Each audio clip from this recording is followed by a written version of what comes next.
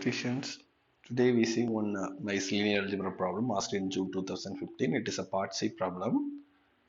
Let S be the set of 3 by 3 real matrices satisfying A transpose A is equal to this particular matrix 1 0 0 0 0 0 0 0 0. Okay.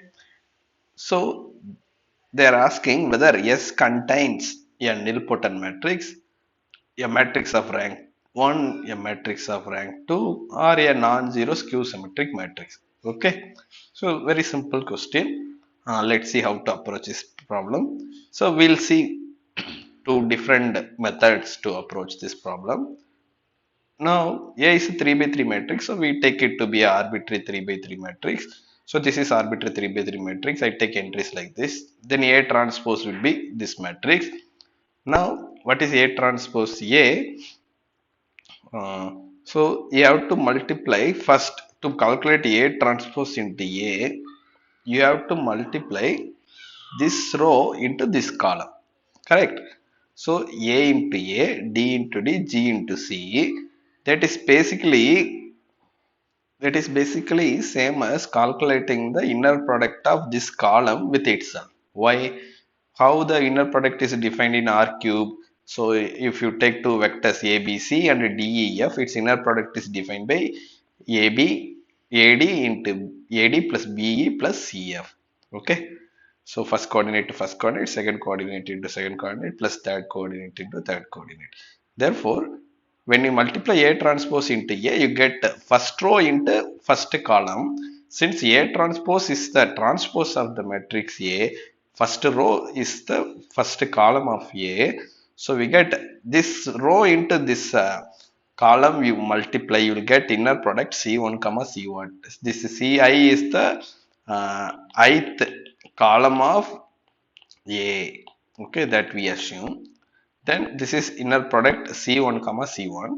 Similarly, this row into this column, that will be this entry, that is inner product of first column into second column. Okay, so that way we can fill all these entries of the matrix A transpose A. It is given that A transpose A is this matrix.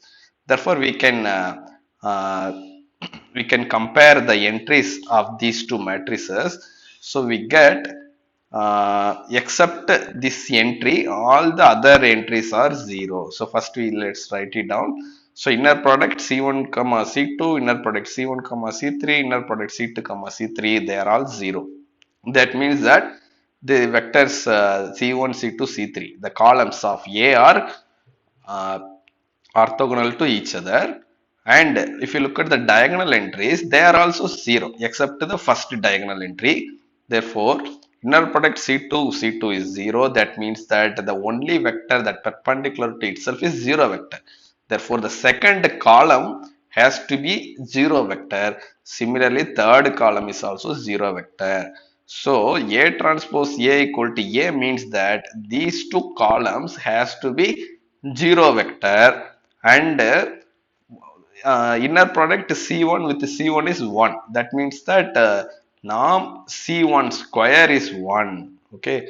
Therefore, C1 has to be a non-zero vector. Okay. So, first column is a non-zero column and these two columns are 0. Okay.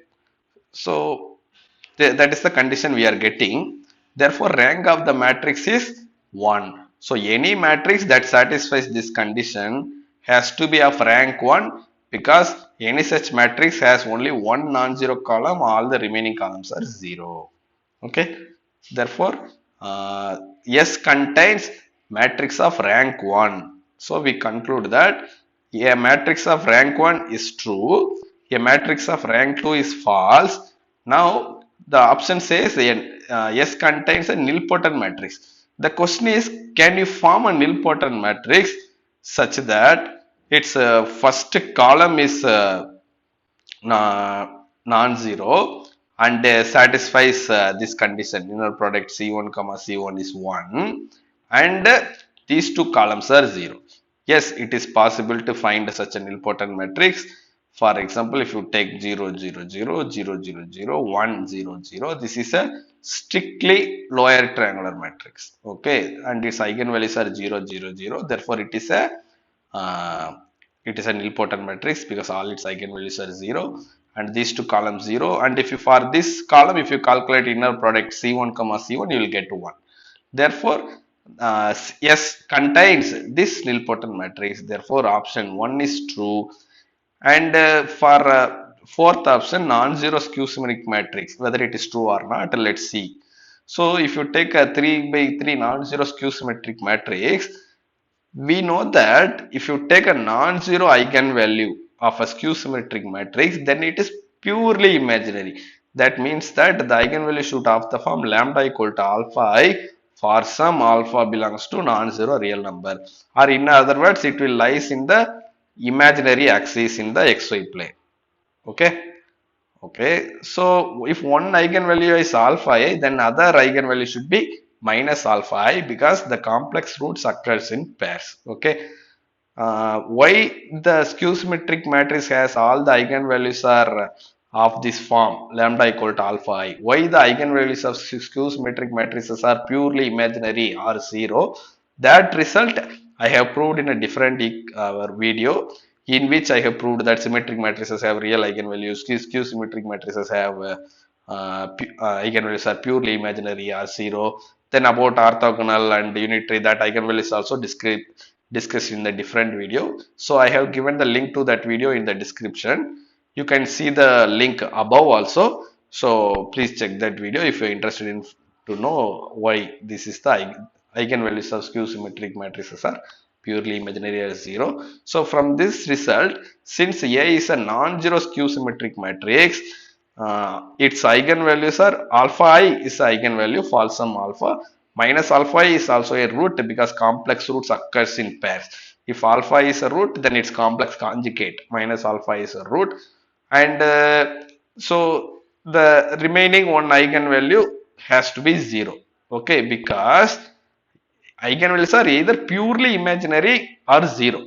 It means that either it lies in the y-axis or it is 0. Suppose if we have another root, another beta I is also a root, then its minus beta I also has to be a root.